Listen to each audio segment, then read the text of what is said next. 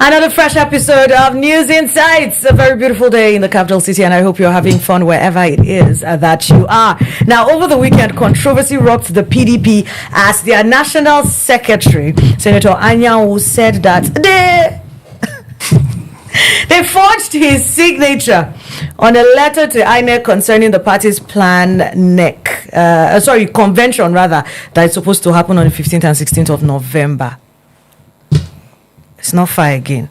We're going to look at these issues deeply. Good morning, gentlemen. Good morning. What are your thoughts about this forgery situation? Do you think it really happened, or are they just trying to find excuses? Forgery, Bawo. Forgery how? You were in the NEC meeting. It was their 100, and they had resolution. That was in August. And in October, you are coming to tell us that your signature was forged. A resolution was reached that day. It was announced. It went on air. That it was that day, and INEC were even at the venue. It was that day it was confirmed that Damago is the full, as is the substantive chairman of the party. You were there. How did Damago if you didn't sign? INEC were there. Now it has been changed on the portal. AI. There was a glitch. Please, they should not be taking us for granted, looking as if we are dumb people. Come on, these fraudulent people that we call leaders, they should find themselves behind the bars. Now, the rest of the PDP is insisting that he did sign this letter. Yeah. And he's saying that it was forged. Is it a he said, she said situation, do you think? I think forgery is a serious matter, it's a criminal matter. I think since he has said to write Nigerian police, yes, I think they should investigate it properly. And if he has raised false alarm, he should be made to pay for wasting Nigerian police time and DSS time. From what I've seen, from what I've read, I think Anyanwu is just playing to the galleries, because PDP were smart. There were 4 letters from them he signed that day. How come he's just picking at one? And they mentioned names of those that were there. Not that he just signed it alone. There were people there that signed his letters. And after he signed his letter, which is sent to INEC for the convention, they made him a secretary of a subcommittee, which him has submitted his budget. If he has not signed the letter for the convention, and they made a secretary to a subcommittee of the convention, so why would he submit the budget? So his allegation does not add what it does not hold. It's quite unfortunate. Those who call leaders, this is who they are. They play politics on both ends. If it doesn't favor them, they look the right way around. Because I don't see any reason why Anyanwu would do 360-degree. This thing has been public domain for the past 2 months. When this news first broke up, why didn't you speak up? One thing was said that you and the chairman signed a letter for the PDP convention. Why didn't you speak up? So there's more to the eyes than what would you think, PK? Do you think that this just shows that there are deeper trust issues within the PDP that they need to figure out, besides the other issues that we know that they have? The other issues are the main issues. They are not deeper trust issues. What are the same issue? Is the same issue. Is the influence of the FCT minister that is heading a particular group that is controlling Senator Anyanwu. But I could have imagined that someone like of the status of Senator Anyanwu, who has vouched or who has presented himself to be a leader of Nigeria, because this man has been a senator. He has contested for governorship election in Imo State. I mean, coming to that's what I'm saying. You were at the NEC meeting. Like I said, it was the 100th of the NEC meeting. It was well celebrated. Everybody was there. You said, first of all, he said he wasn't going to sign. They told him the NEC is here. If you don't sign, we will remove you and suspend you. Which the NEC could do, because there was already a NEC meeting. Now, they were finding it difficult to hold a NEC meeting because he was not signing for the NEC meeting. And the close ranks, and they made sure that it was at the NEC meeting. So it was at the NEC meeting, this was presented. And it's not, Senator Anyanwu is not a small boy. I think he's not someone that you hold his 2 hands or you gag his mouth. I mean, does that then speak to the power that Wike has within the party? Because everybody is saying, well, you're doing this for Wike. But most of the time, that we don't know that he's the person that Wike is using. He's the one that has chosen to work with Wike to make sure these things don't work. I think he made a mistake. If I were him, he could have said you did it under duress. It would have made more sense. Because people were there. Those people, who are ladies who prove Now he has alleged, he has come to court. People are willing to come and testify against him. If you had said he signed under duress, it would have made more sense than outright denial, saying that it was forged. So I understand they made a political mistake. What is the mistake? By signing that letter means that convention is holding. He signed for letter. Two other letter he signed that they should do another convention, another election.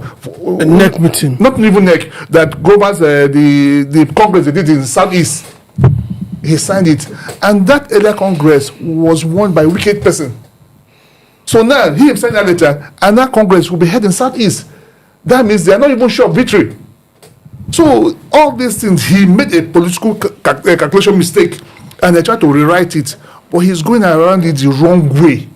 Outright denial, lie on public space doesn't take good of you. This thing was under the view of cameras.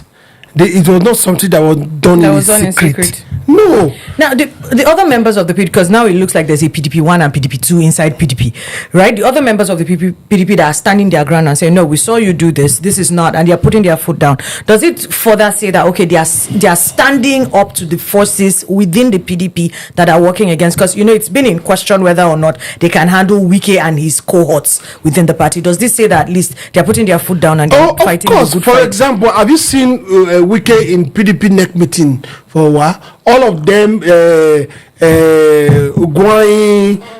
now has decamped to APC. Mba has gone to now. No, Mba. There was the former members that were not in that the 5 governors, Fayose, Autumn, Makinde has left them now. Former governor of Abia State. Former governor of Abia State, and all of them. I mean, they've not come for neck meeting for a while. And Wike, do you understand? So they were not in these meetings. After the neck met, they now met their own and gave conditions for the convention to hold. The Southeast, Nasarawa, and Congress to hold. No, so most of these people are not in this Congress, are not in this group. Now, of course, we started with Damagun being used or so. That's what alleged, that it was Wike that brought in Damagun. But now it's like... it started to look like it's more Anyanwu than anything. Exactly, because it has to take the signature of Anyanwu and Damagun for things to be able to, for INEC to recognize that. So that's why they made it compulsory for him to sign it. Would you go with the school of thought that this was a very big mistake on their path? That's the Wike camp, because the fact that they have already allowed this thing to be signed. Do you think it's stoppable at this point? The elders of PDP had played them. What did they do? Also, before the contentious issue was Anyanwu remaining as secretary, they considered that to them. They said, okay, let's have peace. Okay, have it, have your way. That's what they said to them. They made them drop their guard. So when Anyanwu came to that meeting, he felt that they've submitted PDP to Wike. It was at that neck meeting the PDP showed up. Because at that point, if I had done otherwise, they would have removed him and appointed another secretary. So for him to even save his job, he had to do what they asked him to do. Sign off these letters. And signing off those letters killed Wike's camp 80%.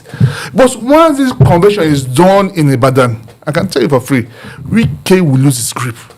That was the biggest mistake they did. Having it signed. Yes, and they tried to walk it back. Now it's too late. They've caused some chairmen to go to court. And some of those chairmen denied. We're never in court. We don't still this court case. They're trying to say a way they can stop that convention from happening. They are working over time to see how they can stop it from happening. And it's quite unfortunate. Because the reason is that if the convention holds, they flush out a lot of members. Yes, no members are coming up. People like Anyanwu will not be there. They understand. And maybe they've also tried to sponsor some candidates for some specific position, which is actually the chairman and the secretary. Because most of the time they are the one that signs the letter that goes to INEC. And if they are not, the chairman and the secretary are not in tandem, it's going to be difficult for them to sign letters for candidates that are even going for election. So you won't be able to have PDP present somebody for election. With the PDP crisis that's been going on within the internal crisis in the PDP that's been going on left, right, and center, one question that's been on the minds of several Nigerians has been, if they cannot handle their house, how do the Nigerian people trust them to handle a country as complicated as the country? Do you think that this move that they've made against, the forces that are against them within the party, do you think that this move will strengthen the trust that the Nigerian people have in them to be able to handle matters? If they are serious with what they are doing, like Bala said the other day, he said good riddance to bad rubbish for those that are leaving PDP, so that they will be able to know how to count what they have. And I think that's very important. For example, maybe you remove the bad eggs from the good eggs, so that the bad eggs is not going to spoil the good eggs. So all of them now that are leaving, it shows that they are not with PDP. PDP will know who belong to us. Final. And who does not? Who does not? Safini. Wouldn't they have saved themselves of this drama if they had actually just meted out very strong, put their foot down and said, hey, these are anti-party activities, you are suspended, or better still, you so they also needed NEC to do that. They needed NEC to do that. They understand? And that's why the NEC set up committee and look into anti-party allegations of some people like Wike in the PDP, and go on with what they want to do. But this destruction is not allowing them to do that. I think Nigerians who wouldn't mind PDP, because PDP is one party that have structure in every state, every local government, every ward. ADC cannot boast of that. Labour cannot boast of that. After the APC, I don't think there's another party that can boast of that. So PDP coming back will be a good thing for Nigeria. We'll have a vibrant opposition that could match APC ward by ward, local government by local government, state by state. This is what we want. We want a electoral process where there's viable option that can run and win, not the option that can come and because they don't have structures everywhere that should change whoever Nigeria chooses.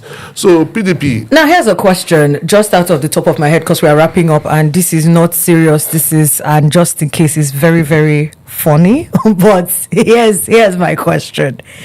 If somehow Nnamdi Kanu is released and he pauses on his fight on getting IPOB and becomes a member of the PDP. I told you I like to live in my any lots. What do you think that will mean for the 2027 elections? It's politics. Is it for the whole general nation or for the Southeast? No, for the what do you think it will mean for the elections in 2027, the presidential elections? Well, for the governors in the Southeast that have come to PDP, their time is up. I mean, they are gone. Of course, Imo State is not one of, because Imo State is an obstacle election. But for every other governor, it's going to be very, very difficult for them because they've not stood down for the presidency. If you see former dissidents like Tompolo and all of them, they now think Tinubu is who we have decided to give our vote. We don't know what the president can talk to him about and how he can agree on that. Anybody is, will I say, Bible? So we don't know. It could just utter so many things. For me, Nnamdi Kanu's voice might not be as sweet as he used to be. It depends who PDP are feeding. If they feed those non-challenge attitude that we know, characters that we know, no matter how much he campaign for them, nobody vote for them. Nigerians has gone beyond party. It's individual. At this point, it's individual. Who are they putting forward? Who is standing? Imagine now that PDP in the central put somebody that is not celebrating in the central. There's little you can do. So if you get the right candidate, it's easier to market that person. It will be easier for Nnamdi Kanu to market the right candidate. But if you get a wrong candidate, there's little he can do. Nigeria is now smarter.